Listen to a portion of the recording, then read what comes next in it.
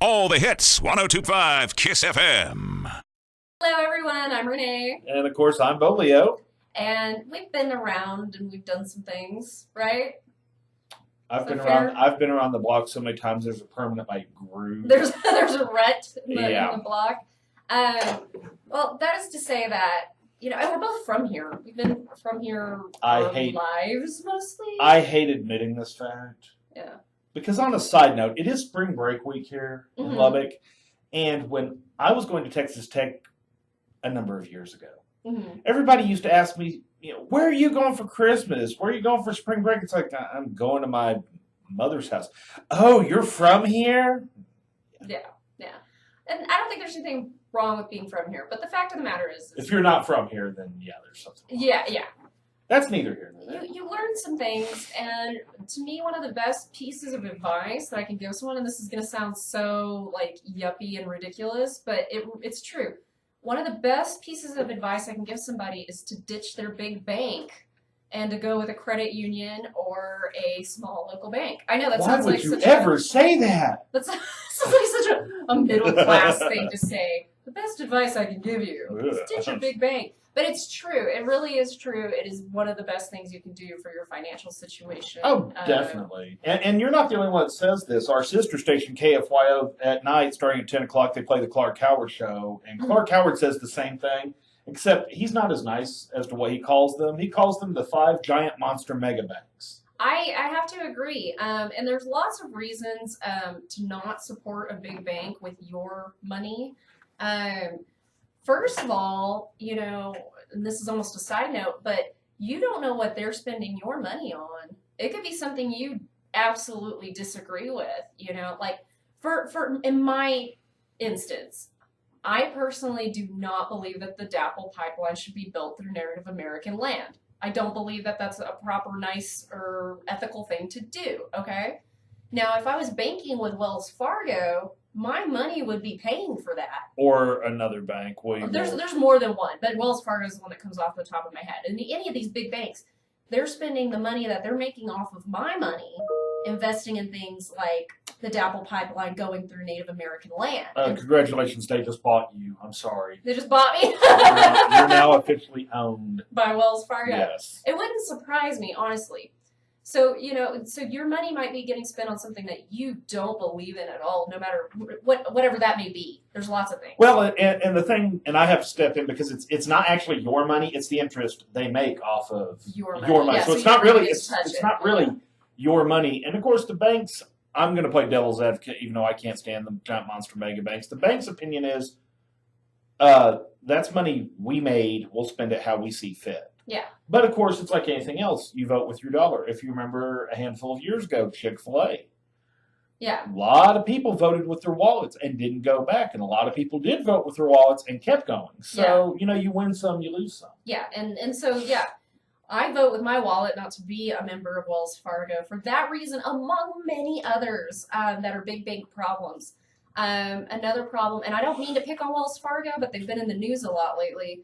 And the thing is, the fake account fiasco wasn't limited to just bank account holders. I had a car note with them, and they went and opened a savings account in my name. Well, needless to say, I refinanced my truck very quickly with a little local bank, and then they actually had the nerve to send me a deal telling me because my account that I never opened or authorized had been sitting stagnant for more than 6 months. They charged me $25. Oh, I bet you were lovely on the phone. I never even got on the phone. I actually think I was asked to leave by the local branch. But yeah, no, I would have been furious. Yeah, and of course it came out that they were doing that to a lot of people, opening accounts in their name to meet these sales quotas because they were treating their employees so badly that they were requiring their employees to open X amount of accounts by any means necessary to keep their jobs, so people were resorting to being very unethical. They basically created a situation where their employees had to cheat to survive. So in that case, why would you go to a local, small local community bank or credit union? It's real simple. Most of the time, once again, like anything else in this world, not 100% of the time, there's going to be exceptions. There's always going to be exceptions. Mm-hmm. I know that the service I received at First Bank and Trust, who I've been with now for 8 years, has been exemplary. I walk in, they knew who I am. They call me by name. I hate to admit, I do have a big giant monster mega bank branded credit card, and every now and then I do have to go in there and pay it because I'll like accidentally miss the frame to mail it. They don't have a clue who I am. They don't care. It's just like, next, please swipe your card. What do you want? Yeah. Whereas I go into my bank, it's like, oh well, hi, Mr. Bolio. Same thing, and you have a small local bank which has its own particular advantages, and I go to a credit union. I go to Alliance Credit Union, and it's the same thing. They know who I am. I know the name of my loan officer. Hi, Krisha. I can go in and talk. And to by her. the way, I know she remembers my loan. And I know Krisha. Yeah, Krisha's great. Yeah. Hi, Krisha. And not only did she like work to get me a loan, she also worked to make sure I was getting a good deal on the car. And that's what local smaller banks and credit unions can do, is they can give you better rates, especially on not just car loans, mortgages. Yes. Absolutely, they can get you a better rate than, let's say, Bank of America can. Bank of America, they really don't want your little piddly $80,000 mortgage. Yeah. Because they're not going to keep it. They're going to keep it long enough to sell it to someone else. Yeah.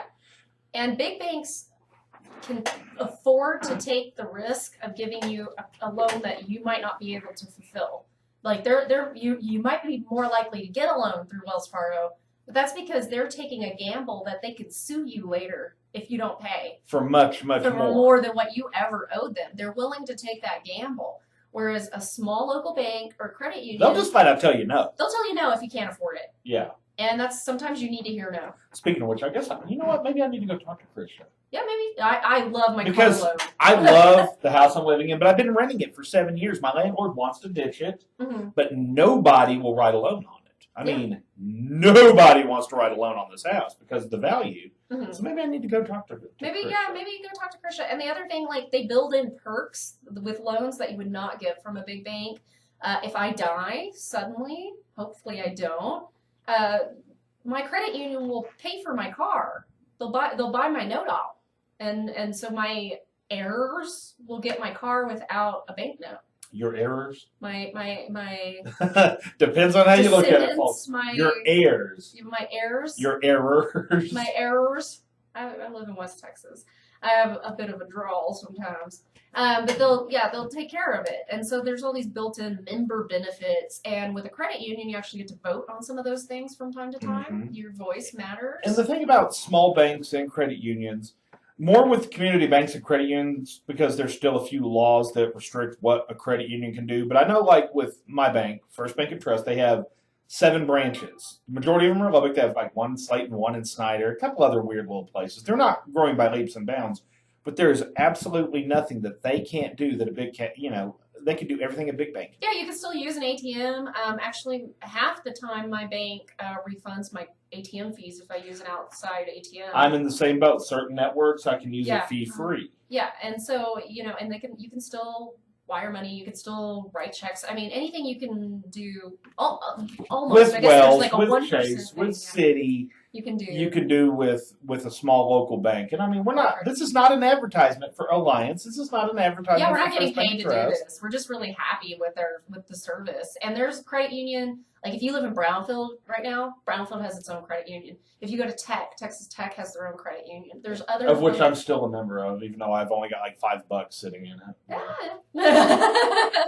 So you have tons of different credit union and small local bank options, and I'd say do the research and find the one that works the best for you. Alliance is across the street from the station, and my family has banked with them for quite some time, so that was the choice that made sense for me. And your First Bank and Trust is the choice that made sense for you. Strangely enough, she's now a vice president, so I give her grief every time. But my good friend Pam Hartsfeld over at the 21st in Indiana location, she actually opened my first savings account with First Federal Savings and Loan back in 1981. My dad opened a custodial savings account for me. I still have the original passbook, and I have kept with Pam all these years, all the way to First Bank and Trust. So I'm happy. Like I said, if I go in there, I have a problem, they're going to help me. So your account number is like 9? So, I think it's 7. No, that's great, and these are people that you can meet, talk to. Would you like some more Robitussin soda? No, I'm good. Thank You good? you. Okay. Thank you. So yeah, that's our word of advice today. Is divest yourself from those big banks when you're ready. And don't drink the cough syrup. Don't drink the cough syrup and support local always. Okay, there you go.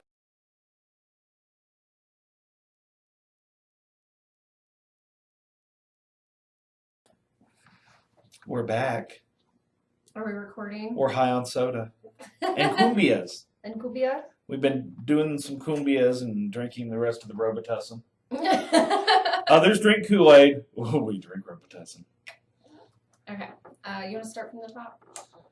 Oh no, I think stuff like this people like to see. I don't know. This will be like the director's cut at the end of the video. I don't like it. Now we'll start.